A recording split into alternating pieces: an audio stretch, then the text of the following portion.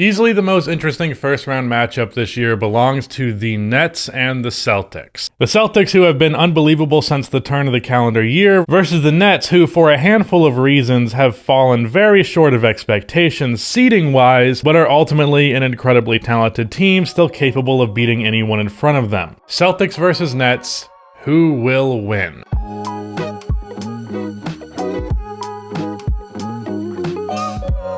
Before we get into this video, please be sure to subscribe for daily NBA playoff content. Over on this channel, you're going to be getting series previews like this one, as well as kind of post-mortems after a series is won, determining why the loser lost, as well as what is in store for their future. And for my second channel, you're going to be getting damn near 3 videos a day, series previews over there that I don't do over here just for the sake of time, as well as my reaction to pretty much every playoff game unless I miss one for some reason or another. So subscribe to this channel for the higher quality playoff content, and go subscribe to that channel to cover all of your bases. Also drop a like on this video. It only takes 1 second and makes a massive difference in how the video performs in the YouTube algorithm. Now, the first thing that I want to mention is that I have noticed that a lot of Celtics fans have claimed that it is borderline disrespectful to go about this series and talking about it in a way that suggests that this is an even matchup, that the Brooklyn Nets have a damn near equal chance to winning as the Celtics do.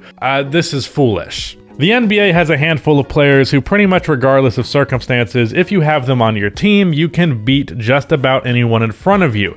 Kevin Durant is one of those players, and given he has a good night, Kyrie is very capable of being one of those players as well. Coaching, chemistry, philosophy, depth, scheme, or whatever else, it's all important, no doubt. But this league is first and foremost about talent, and so long as you have that, you can beat anyone. Now, having just talent and really none of that other shit that I just mentioned is the fundamental problem with the Nets, and it is a huge problem. But as I said, winning is still fully on the table for them. But before we get into matchups, let's address the elephant who refuses to shoot the ball in the room. Ben Simmons is potentially looking to make a comeback for Game 4 of this series and onward. Now, if that does come to be, how much can we expect that to actually swing this series? Well, as for the offensive side of the floor, I can't imagine he does much more than keep his head above water, receive dump-off passes in the dunker spot, occasionally run a pick and roll, run the break, making the right pass but not having the ball so much that he racks up a ton of assists.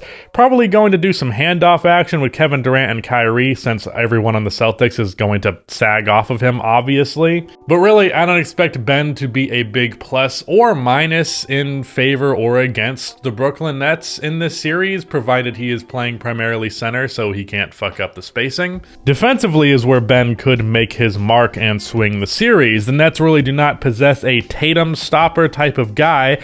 Not even that, they don't even have just an okay matchup for him. Bruce Brown is too small, Nick Claxton does not have enough speed on the perimeter or capability outside of just speed, nor does Blake Griffin. Kevin Durant could work if he put a ton of effort on that end, but I doubt he will do so. Ironically, I would have given James Johnson a real chance to affect him on that end, but the team recently released him. But Ben Simmons, of course, is about as good of a matchup you're going to get on Jason Tatum as he is against most players, because he is one of the most talented defensive wings in all of basketball. However, you have to factor in that he is playing from Game 4 onward, and that is meaning that Tatum's not going to have to deal with that matchup the whole series. And it's worth mentioning that Game 4 is an optimistic timetable, and you also have to factor in that this is Ben Simmons' first basketball in the NBA in a year, and it's coming in the playoffs where he's not known for playing particularly well. Even if I think his role in Brooklyn will make him less susceptible to blunders, it's still got to be something at the back of his mind.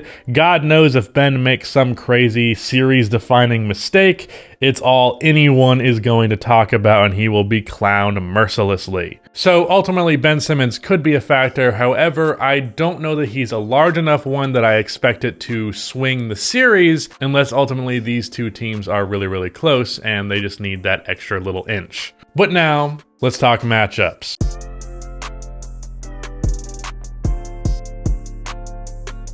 First, let's talk about how the Celtics defend the Nets. The Celtics finished with the second best defensive rating in the league, and personally to me, I believe they are the best defense in the NBA as a whole. And honestly, they're one of the best defensive teams that I have seen in the modern era. Brooklyn, on the other hand, has two of the greatest and most efficient isolation and just overall scorers in the history of basketball. In my video talking about how serious of a chance the Celtics have at the title, I talked about just how deep and versatile this team is defensively.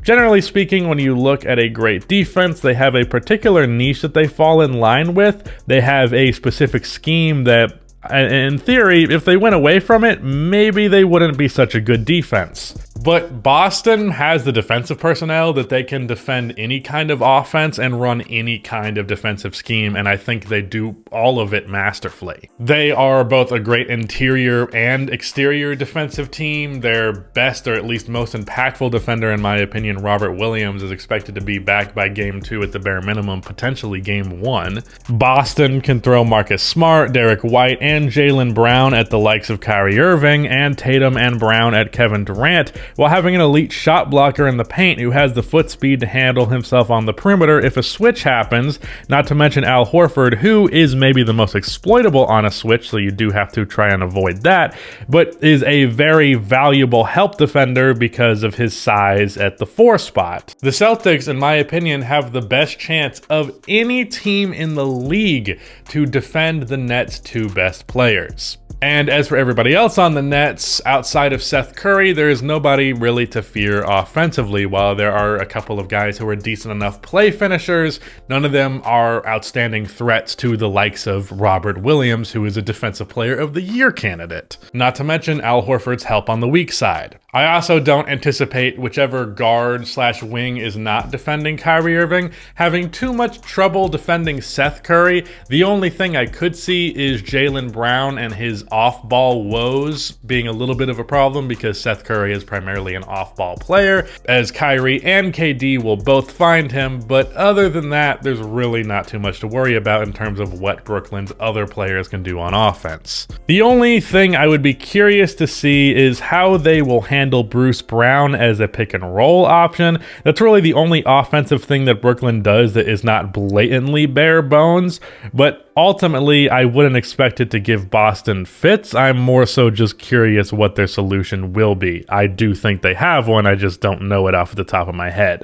Now, Kevin Durant is guaranteed to be Kevin Durant, and while it's less of a guarantee, Kyrie Irving is more than likely going to be Kyrie Irving. But ultimately, I don't think it gets any better than this defensively for a matchup versus the Nets. And to go back to Brooklyn, though we did cover them a little bit before in terms of what they do defensively, they really don't have anybody to bother Jason Tatum until Ben Simmons is there, as I mentioned. Ben later on in the series is going to be impactful, but outside of that, really only a highly motivated KD on the defensive end could be good on Tatum. But I don't know that he'll put enough energy into it because of what he has to do on offense. I actually kind of fear the same thing for Tatum defending Kevin Durant, because how much effort is he going to put in when he has to worry about his offense? But 2 things there. 1, Jason Tatum is just a better defender than Kevin Durant. And 2, the Celtics need Tatum scoring less than the Nets need Durant scoring. Now, that's not to say that the Celtics don't need Tatum scoring, but I think they are far more likely to survive a Tatum off night than the Nets are to survive a Durant off night. Granted, a bad Tatum night is more common than a bad Durant night. Either way, my point is I expect Kevin Durant to save more energy for offense than Tatum does, and as a result, Tatum doesn't have to worry about KD defensively, and he should do a pretty good job against KD defensively. I actually like Bruce Brown on Jaylen Brown, presuming they go to that. Brown has the size on Bruce, but Bruce is known for playing much larger than his size. And as for how Brooklyn defends Boston's offense, again, Boston, you could not accuse excuse of having an overly complicated offense, but it is at the very least more complicated than Brooklyn's, as they like to swing the ball on the perimeter quite a bit, and you have to worry about Robert Williams and his lobs in the pick and roll, as he is really good at positioning himself. Really, I think one thing the Nets could go to quite a bit is allowing both Marcus Smart and Al Horford to shoot three-pointers, especially Al Horford. By no means are these guys bad shooters, but they're not knockdowns, and in the playoffs, they are the types that you challenge to hit shots, and whether or not they do could really be the difference between winning and losing a game, and I anticipate that one game can really be the true difference maker in this series. But as for who is winning this series, well, personally, I am going to take Boston in about 6 games. I mentioned earlier that while the Nets lack chemistry and coaching and things like that, they do have the talent. Well, Boston has chemistry and good coaching, and they too have talent.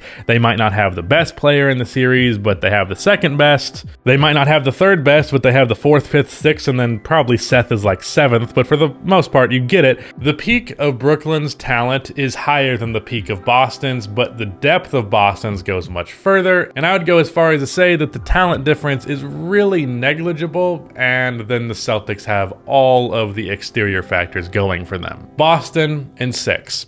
Shout out to Rudy for editing this video on extremely short notice at that, and yeah, that's it. Goodbye.